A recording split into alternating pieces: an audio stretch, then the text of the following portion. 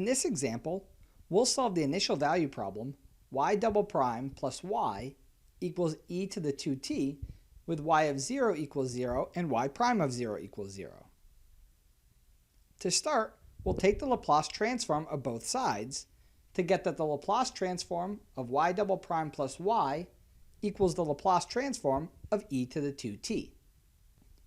On the right-hand side, we can use that the Laplace transform of e to the 2t is 1 over s minus 2. And on the left-hand side, we can use that the Laplace transform is linear, so we can split it up as the Laplace transform of y double prime plus the Laplace transform of y. Then we'll use that the Laplace transform of y double prime is s squared times the Laplace transform of y minus s times y of 0, which is 0, minus y prime of 0, which is also 0. Cleaning this left side up, we get s squared times the Laplace of y plus the Laplace of y.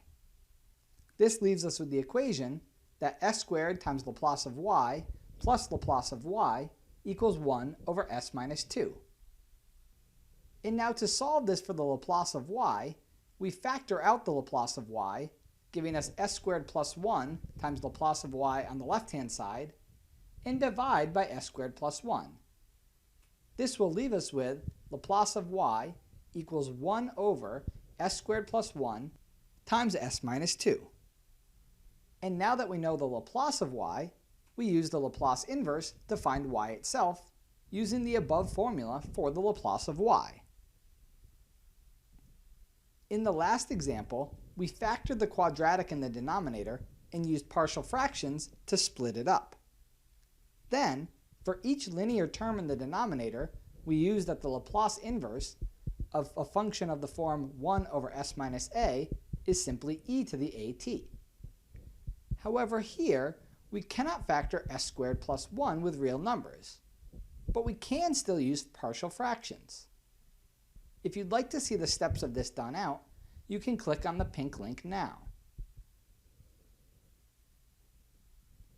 Once we do the partial fraction decomposition, we get 1 over s squared plus 1 times s minus 2 can be rewritten as negative 1/5 s minus 2/5 over s squared plus 1 plus 1/5 over s minus 2. Now we need to find the Laplace inverse of each term. For the term 1/5 over s minus 2, we can find the Laplace inverse as the Laplace inverse of 1/5 over s minus 2 equals 1/5 times e to the 2t, using the rule for Laplace inverse of functions of the form 1 over s minus a equals e to the at.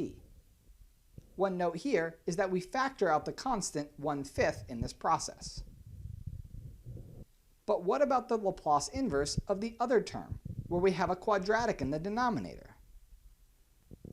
To find the inverse Laplace for the other term, we need to use that the Laplace transform of cosine alpha t is s over s squared plus alpha squared, and the Laplace transform of sine alpha t is alpha over s squared plus alpha squared. Here, since our denominator is s squared plus 1, we're using that alpha equals 1, so that s squared plus alpha squared is s squared plus 1. Because the Laplace transform of cosine only has s in the numerator, and the Laplace transform of sine only has a constant in the numerator, we want to split up our fraction negative 1/5 s minus 2/5 over s squared plus 1 as negative 1/5 times s over s squared plus 1 minus 2/5 times 1 over s squared plus 1. Notice here that the 1 in the numerator is chosen so that we have alpha in the numerator lining up with alpha squared in the denominator, both of which are 1. Now that we've written it this way, we can use that s over s squared plus 1 is the Laplace transform of cosine 1t, and 1 over s squared plus 1 is the Laplace transform of sine 1t. So taking the Laplace inverse of each of these terms to just get y leaves us with y equals negative 1/5 cosine t minus 2/5 times sine t plus 1/5 e to the 2t. Again here, we followed the same process that we've been following all along. We've taken the Laplace transform of both sides, solved for the Laplace transform of y, and in the final step, we took the Laplace inverse to find what y was.